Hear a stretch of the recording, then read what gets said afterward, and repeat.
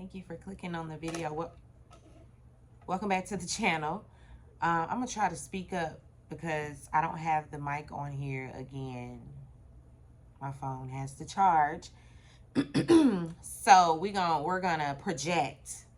We're gonna project, and hopefully the sound isn't too bad. Anyway, we're here for Love and Marriage Huntsville. They're back. They're back. We got some new people, some new mess. I know that a lot of reviewers have dropped off. You can look no further because Buzz is here. Buzz is here. We gonna stay the course because why not?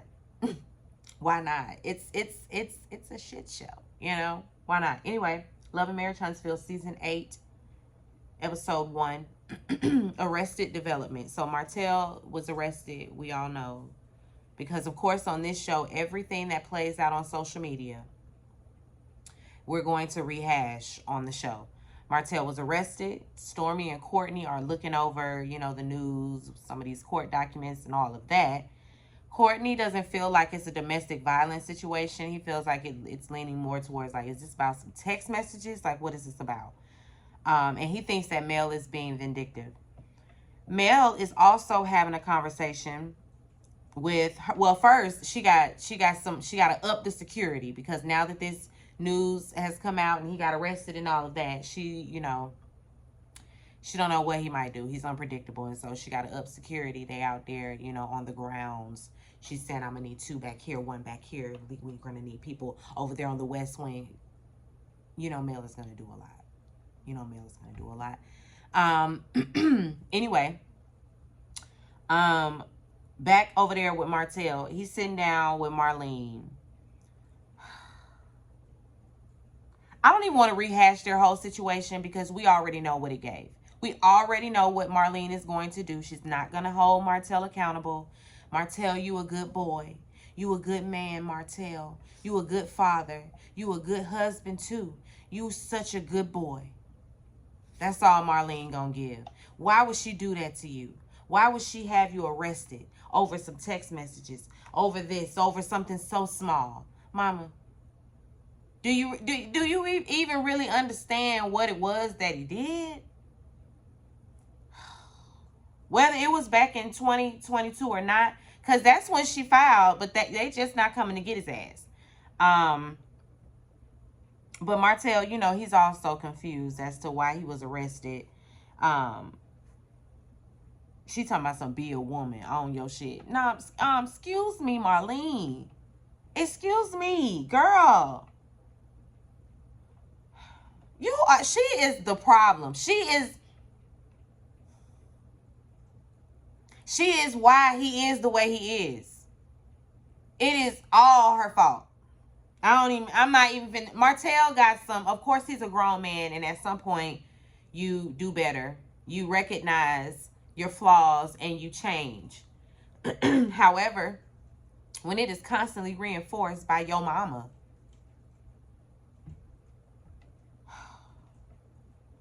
he talking about some, I text her to say stop bullying me, but there was also a picture. Yeah, because you threatened her as well, fool. Anyway, Mel is at the house with Marcus. Marcus he was making breakfast. He had to pop in and check in on her and see what was going on, make sure she wasn't in no danger and nothing like that. Because she wasn't answering the phone. You know how Mel gets. She don't answer the phone. Especially when something done hit the blogs and all of that. She's not going to answer when y'all be calling to say, Mel, I just saw the blogs. She don't want to talk. But anyway, she really wasn't privy to how his arrest went down or anything like that. From her understanding, the kids were were at his house. She's not sure because didn't nobody call her either until afterwards. So the kids were with Marlene, so they were okay, but they were situated, so she wasn't really worried. Marcus wonders, okay, well, did he turn himself in? You know, that's a possibility. We don't know. Back over there with Marlene and them, like I said, the kids were with her. Um, and she said Martell was in the Martell tells a story that he was in the car running an errand and he had the kids with him, and you know he done got pulled over and arrested. He was embarrassed, of course. Um, again, Marlene don't have nothing to add, but you're a good boy. You're a good man. You're a good father too. You're a good husband. Martell doesn't want anybody to misconstrue the charges or anything like that. This is not a situation where he put his hands on her. This is just over a text message. It's revenge porn. It's not just a text message, but okay, whatever. Um, and Marlene tell him to play fire with fire, so she done chose a side. She gonna always choose his side though, always. Mel, she gives Marcus the details, you know, her version of events. Um, he plotted revenge porn on her. There was a video of them, but he says that he was going to pass it off as her, I guess, giving fellatio to another man when it was his peen in the video. But he was going to fake like it was somebody else. He was just really calculated all of this. Was crazy ass.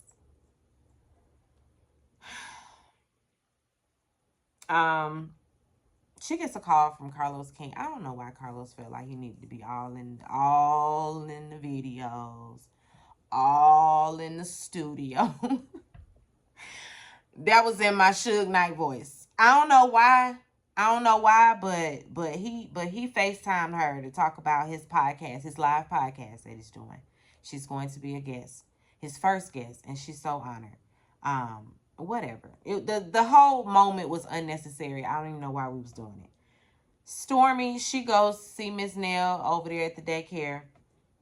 Stormy says she ain't talked to nobody, I guess, since the reunion. She brings Nell up to speed, you know, with what's been going on with Kiki. Kiki been out there talking to bloggers, just really telling all the tea about scenes, I guess unseen and seen, I don't know. But she's just out there talking. And nobody knew about it. She's just breaking the fourth wall, I guess. Stormy says she's still riding for Kiki. She hopes Kiki wins. Anyway, she and Nell talk about Martell, and him being arrested and all of that. Nell, she ain't really here for him being arrested. It's like, here y'all go. Here y'all go with that nigga shit. When folks commit crimes, they need to do the time, okay? I get it's her child's father, but was he thinking about the fact that he was finna do that to his kid's mother? No. So why should I give a damn about his ass being arrested? Why should I care, Nell? See, this is why. This is why the people said I quit. This is why the people said they quit. But I'm gonna stick through it, y'all. But y'all gonna have to listen. Y'all gonna have to listen. It's begrudgingly, so y'all gonna have to listen to the rants. I'm sorry. I'm so sorry. All that he's a black man, and she was a black woman, and he was really finna threaten to blast her, expose her in such an intimate moment, a moment that they shared when they were husband and wife. Anyway, they talk about Carlos' podcast and all that. They're not going. Well, Stormy says she might be able to make it because she has some events or whatever, but she might be able to make it.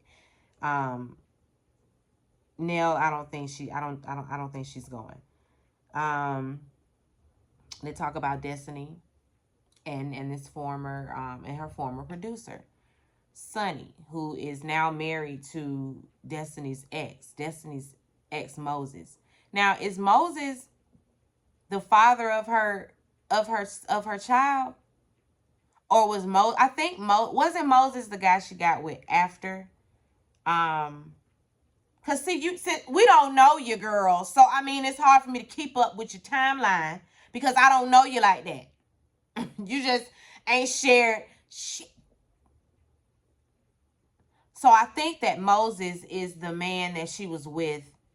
She was hiding him too, but this was after that. Yeah, cause that husband, his name was LeBerick or something like LeBerick, something like that. So yeah, this ain't the same person. But her and Moses, she and Moses they were together, I guess, off and on 15 years. They go way back to high school. So he was somebody like, in the back pocket, and he just remained there for a few years, and then he got to come out and be a main squeeze. And during the time that he was a main squeeze, she was filming this show, and her producer was Sunny, and she would divulge, all sorts of things to Sunny. She and Sunny became like sisters. Sunny said that she and Moses was cousins. They kept showing up at family functions, and so they must be some kin. And now they married. So they were talking about that situation. It's a whole mess. It is a whole mess. Anyway, like I said, Destiny, she's back. I guess we're supposed to be like, oh yay. It was kind of like, man. She drops by Tisha and Marcel's Airbnb. Where was Marcel? Marcel wasn't in this episode. Not that I missed him, because it's like, thank God. Him and Maurice. When it's not really so, the Scots heavy, I whew, breath of fresh air. But anyway, they over there at the house, and the house has come a long way. Not the house that they gonna live in, but the Airbnb. Because we're gonna come, and I'm feeling like they live in there. I'm feeling like that's y'all house. This whole Scott Manor situation, let's just dead it, cause please. Destiny, she talks about, of course, we got to get straight away. We're gonna talk about Sunny. She feels like, they were way too cool for this to go the way it went.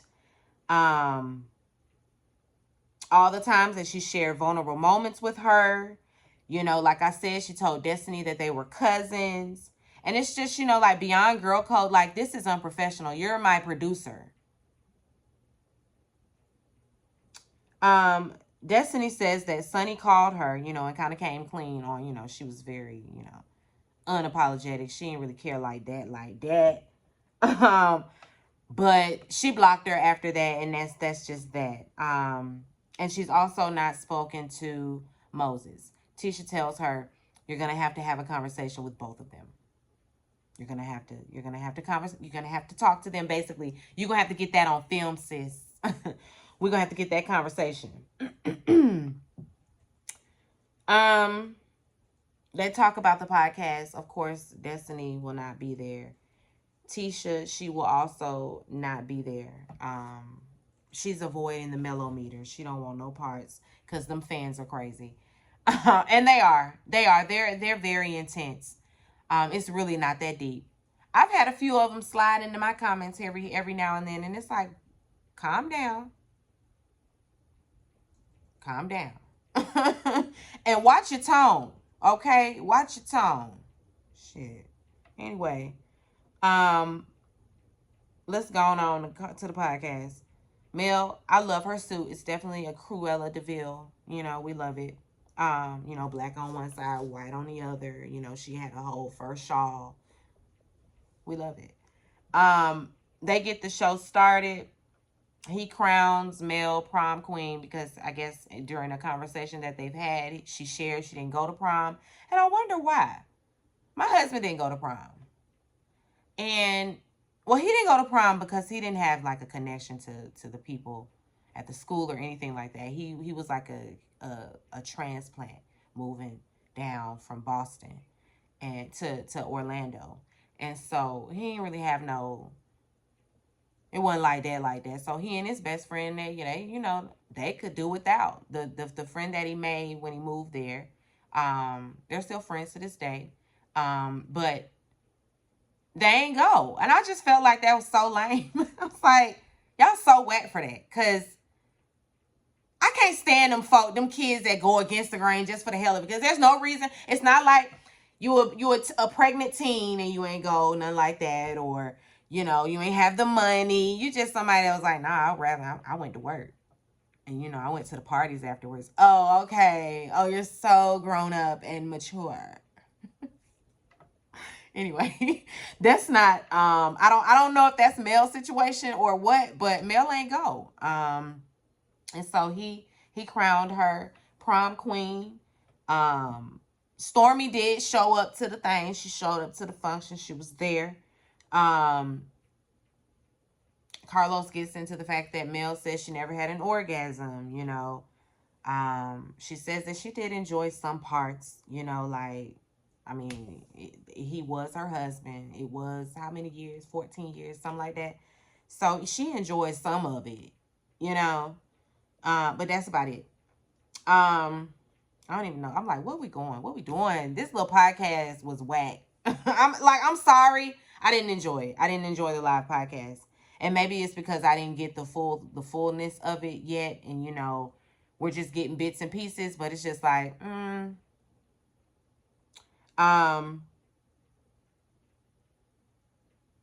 Mel gonna say she didn't know what she was missing until she got it. So I'm assuming she done got her some good cigs. Okay. Post Martell. Carlos brings up Martell's arrest. Mel says the decision to move forward with pressing charges, you know, wasn't easy. You know, they have children and her children are going to know what's going on. They're involved, but enough is enough. She's done playing games with him.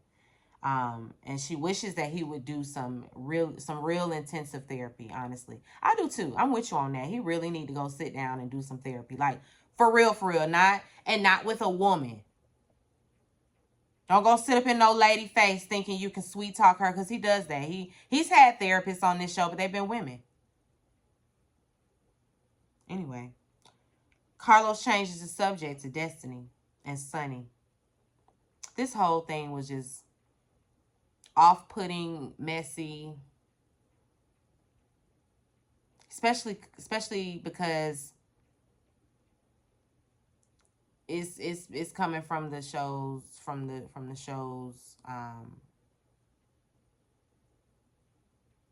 executive producer and showrunner and all of that. I don't understand what you doing, Carlos. I don't understand. But anyway, he changed the subject to Destiny and Sonny, and he gonna give a little small backstory on what's going on between the two of them and Moses. And he commences to bringing them out. Let's bring out Sonny and Moses. And then he gets up and stressed like, oh, he done dropped the mic. And I'm just like, you look pathetic. This is pathetic. Mel sitting up there like she's really, girl. Anyway, to be continued. We'll be back for episode 2. We'll be back. We'll be back. Be sure to rate, comment, and subscribe to the channel. It's Call Me Busby, and I'll chat with you later. Be sure to